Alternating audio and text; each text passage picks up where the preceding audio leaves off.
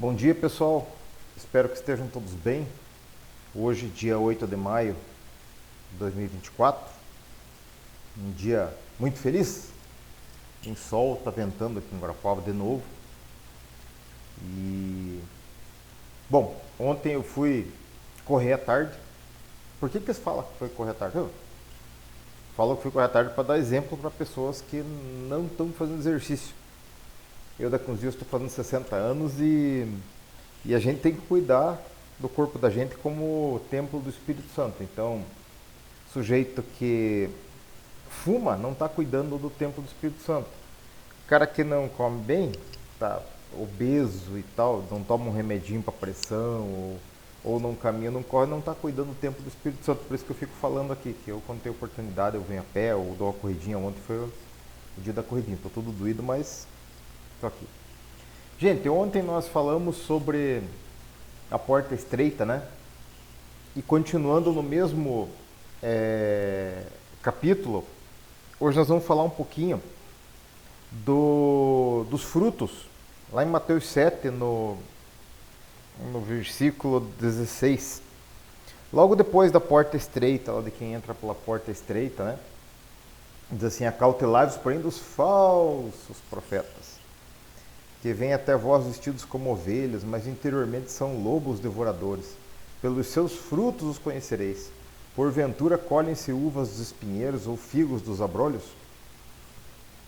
Bom, eu acho que esse texto aqui, ele é bastante autoexplicativo, né? Porque, veja, o próprio diabo, quando foi tentar Jesus no deserto, ele literalmente declamou a palavra de Deus, né? Então, não é porque o sujeito fica falando um versículo que o cara é de Deus, tá? Não é porque ele faz alguns sinais que parecem ser milagrosos que ele é um homem de Deus. Não é porque ele se apresenta como homem de Deus, fala bonito, que ele é homem de Deus. Jesus fala: cautelai-vos dos falsos profetas. Então, quando ele fala dos frutos, a Bíblia ela é muito rica em falar a respeito dos frutos, né? Lá no Gênesis, a Bíblia nos fala que Deus fez as árvores conforme a sua espécie. E se vocês pegarem assim e forem lá e plantarem uma sementinha de limão, né? Vai nascer um limoeiro e vai produzir limões. Se vocês plantarem uma sementinha de maçã, vai nascer uma macieira e vai nos dar maçãs. Assim como vocês plantarem uma sementinha da mamona, vai nascer uma mamona e vai nos dar mamonas, né? Tudo conforme o seu fruto.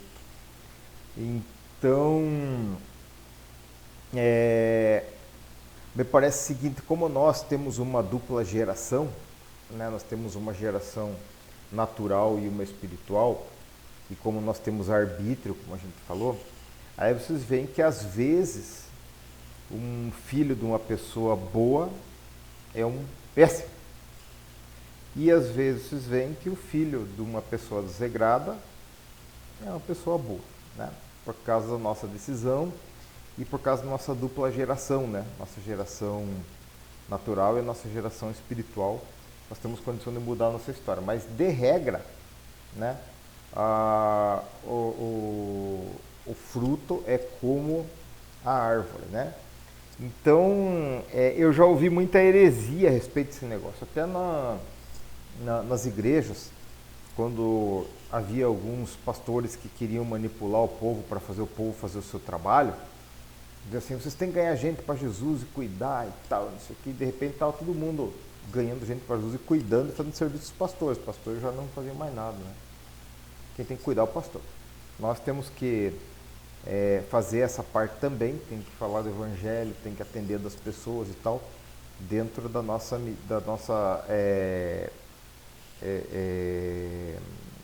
do nosso oikos, né? Das pessoas que a gente se relaciona, né?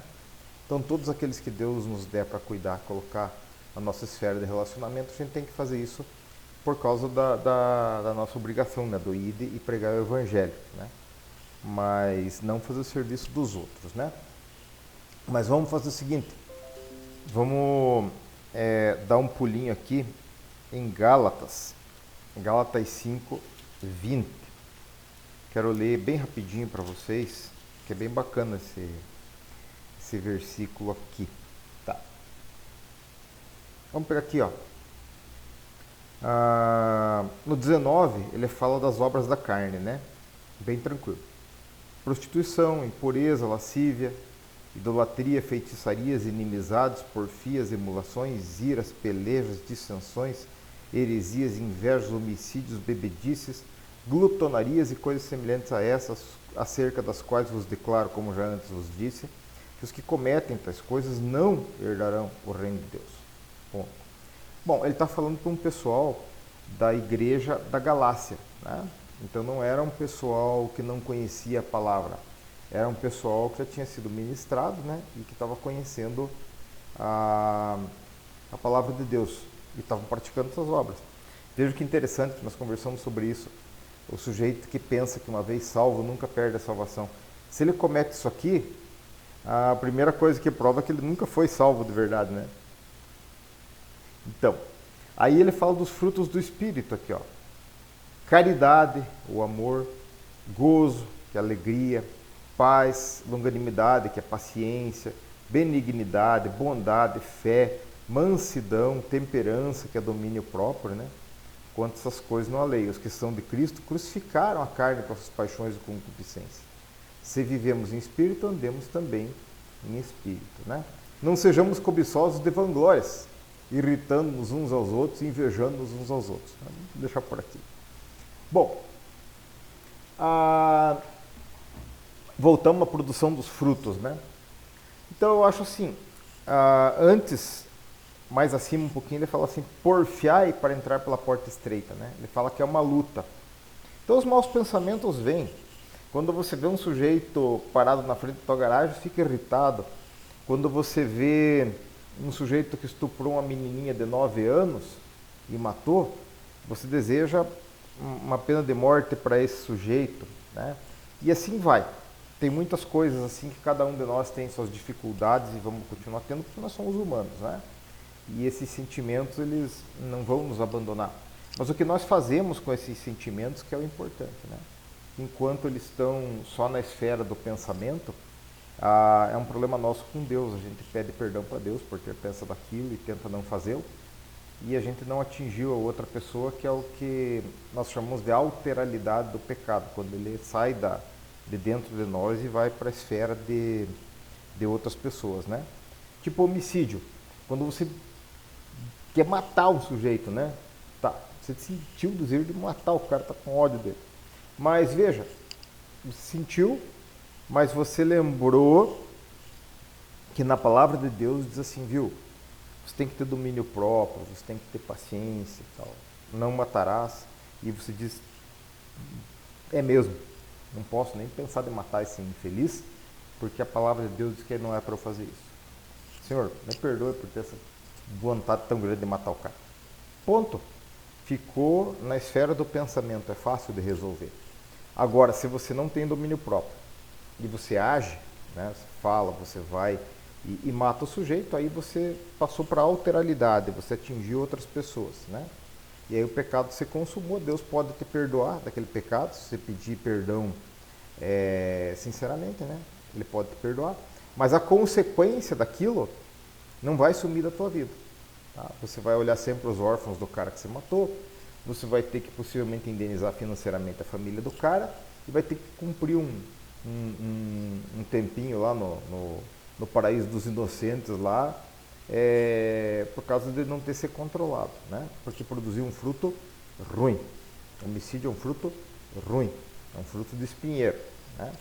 Agora, nós já falamos a respeito da pessoa que devolve um troco que recebeu a maior, da pessoa que para ouvir o outro que está precisando desabafar, e hoje em dia tem muito poucas pessoas para ouvir os outros. Uma palavra carinhosa, uma esmola, uma contribuição, uma ajuda para o povo do Rio Grande do Sul que está na enchente agora. Tudo isso são frutos do Espírito, né? São coisas boas e são coisas que nós podemos produzir a cada dia. Então, isso está dentro do nosso arbítrio, tá? Se eu decido produzir bons frutos, Então eu começo a produzir bons frutos, né? Se você faz isso só voluntariamente, é legal, é bacana ter algum mérito lá, mas não é por causa de Deus, né? Agora, se você olha a palavra de Deus e vê que está ali, e você começa a produzir isso por causa dele, se você, como diz ali, crucifica as tuas paixões, né? E começa a agir diferente por causa da palavra de Deus, isso produz um fruto legal, isso produz um bom galardão e é bem lógico. Então não é fácil para mim, não é fácil para você, né? Não é fácil para ninguém produzir bons frutos, mas é muito simples de olhar esses frutos. A gente lê na Bíblia, todo mundo tem na consciência assim, quais são os bons frutos. Tem um pastor que eu ouço bastante nas minhas corridas, né? Eu fico ouvindo ministração enquanto eu corro, e ele fala assim, que quando o sujeito chega a perguntar para ele se isso é certo ou errado, ele interpreta que o sujeito já sabe que é errado e está tentando achar um apoiador para fazer o errado, né? Porque normalmente a consciência fala para nós o que é certo e o que nós devemos fazer, tá bom? Nós devemos produzir a cada dia frutos do Espírito e devemos saber que isso é uma coisa agradável a Deus e que isso produz uma colheita abundante para nós no futuro, tá? A gente tem que olhar com fé, tem que saber que o sobrenatural e o que nós não podemos fazer, Deus faz para nós, mas o que está no nosso alcance a cada dia a gente tem que buscar fazer. Então eu quero encorajar você a produzir frutos do Espírito hoje. Leia ali em Gálatas 5:22 ali os frutos do Espírito, né? Abandone os frutos da carne na medida que você puder e produza frutos do Espírito, porque isso é muito bom. Isso produz uma colheita bem abundante com Deus para nós. É por aí. Bom, Deus abençoe o seu dia.